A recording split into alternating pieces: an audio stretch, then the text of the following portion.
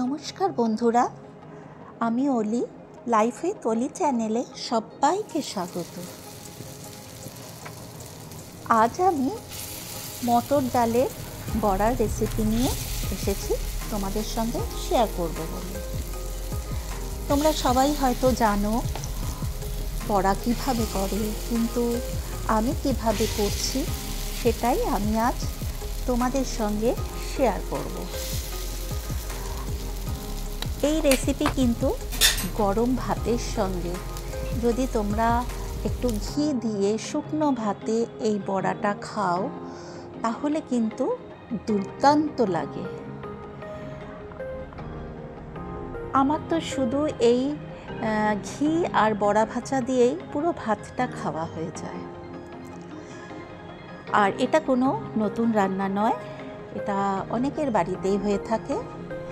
তাহলে দেখে নেওয়া যাক আমার মটর ডালের বড়ার রেসিপি। এই যে দেখছো, মটর ডালটাকে আমি খুব ভালো করে ধুয়ে একটু জলে ভিজিয়ে রেখেছি আধ ঘন্টা মতন। এরপর আমি মিক্সিতে ওই ভেজানো ডালটা দিয়ে একটু পেস্ট করে নেব।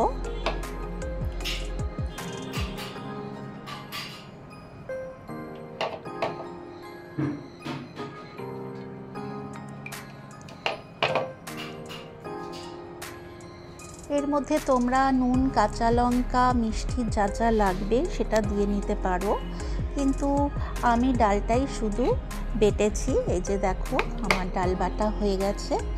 তো এবার আমি ডাল বাটাটা একটা পাত্রের মধ্যে নিয়ে নিলাম।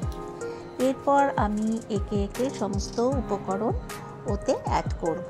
এই যে দেখছো এখানে বেকিং সোডা নিয়েছি 1/4 চামচ, নুন 1/2 চামচ, হলুদ 1/4, চিনি 1 চামচ।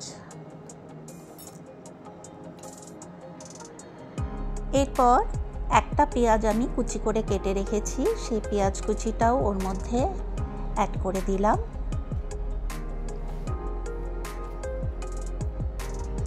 এরপর আমি মিক্সিতে যে বাটিতে যে বাকি ডাল বাটাটা আছে সেটাকেও পুরোটা নিয়ে নিচ্ছি।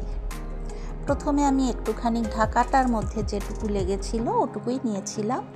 তারপরে বাকি ডাল বাটাটাও আমি ওর মধ্যে অ্যাড করে খুব ভালো করে ওটাকে ফেটিয়ে নেব। এতে তোমরা আদাও দিতে পারো, কিন্তু আমি আদা দিইনি।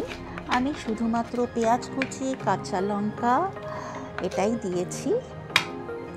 যেহেতু আমি পেঁয়াজ দিয়ে করেছি সেই কারণে আর আদাটা দিইনি।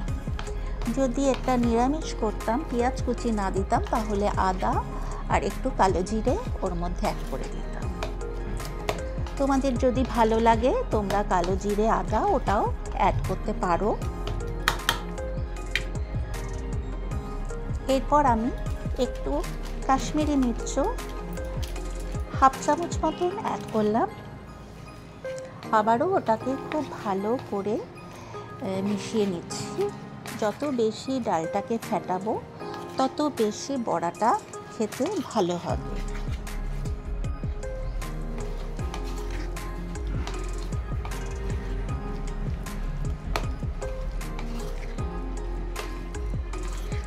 সমস্ত উপকরণ আমার খুব ভালোভাবে মেশানো হয়ে গেছে।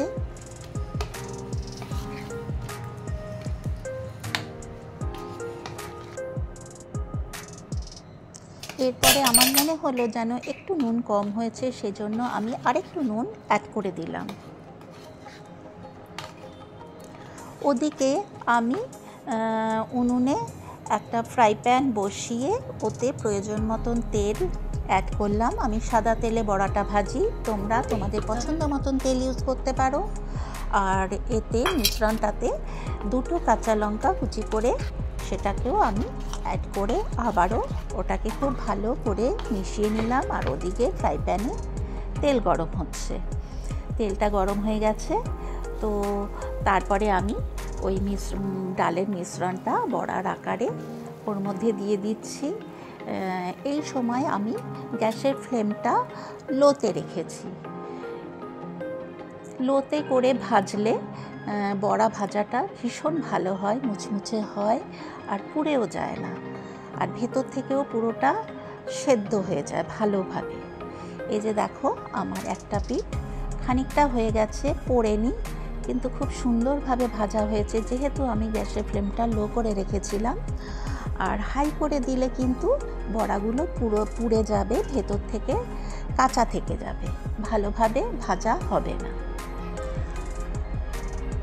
এক এক করে আমি বড়াগুলো সব উল্টে ফ্রাই করে নিচ্ছি। আমার বড়া ভাজাটা কিন্তু হোয়াইট অয়েলেই ভালো লাগে, তোমাদের ইচ্ছে হলে তোমরা সর্ষের তেলেও এটা ফ্রাই করতে পারো।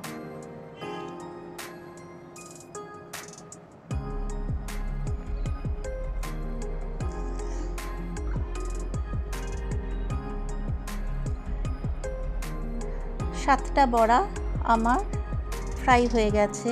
এরপর আমি এগুলোকে একটা প্লেটের মধ্যে তুলে নেব।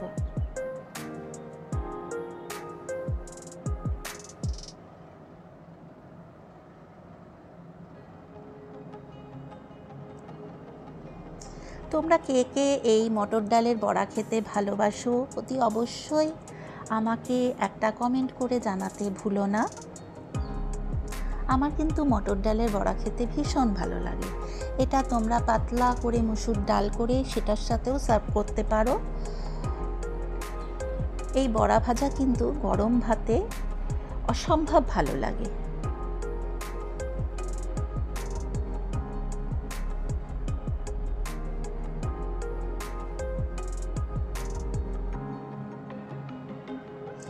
একটু সময় নিয়ে বড়াটা ভাজতে হয়।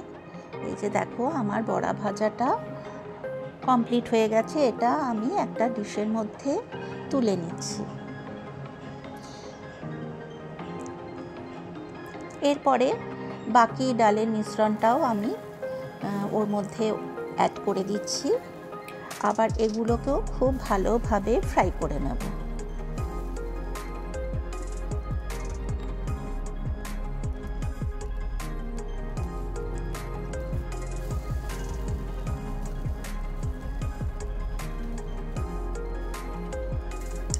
এটাকেও আমি মিডিয়াম টু লো ফ্লেমে ফ্রাই করে নিচ্ছি।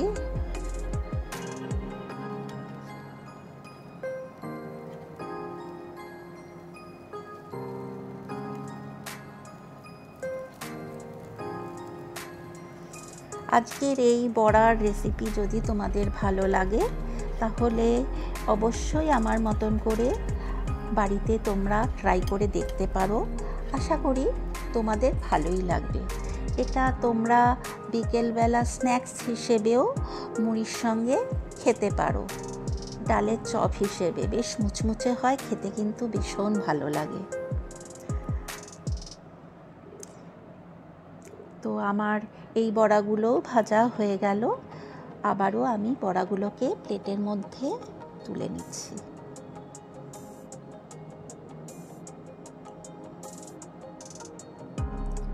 তো আমার বড়া ভাজা অলমোস্ট কমপ্লিট হয়ে গেছে। এই যে দেখেছো আমার বড়া কমপ্লিট। আর এখানে সাথে আমি পাতলা করে মুসুর ডাল করেছি, রাঁধুনি ফোড়ন দিয়ে, শুকনো লঙ্কা ফোড়ন দিয়ে, আমের চাটনি আর আলু পেঁয়াজ ভাজা। আজকে দুপুরের খাওয়াটা কিন্তু খুব সুন্দর হয়েছে। কেমন লাগলো অতি অবশ্যই আমাকে একটা কমেন্ট করতে ভুলো না। আর যারা আমার চ্যানেলে নতুন, এখনও পর্যন্ত আমার চ্যানেলটা সাবস্ক্রাইব করোনি, তাদেরকে অতি অবশ্যই আমার চ্যানেলটি সাবস্ক্রাইব করার জন্য অনুরোধ রইল। তাহলে আজ এই পর্যন্ত, এরপর আমি হাজির হব অন্য কোনো দিন অন্য কোনো নতুন রেসিপি নিয়ে। তোমরা সবাই সুস্থ, ভালো ও সাবধানে থেকো। তাহলে আজ আসি, টাটা।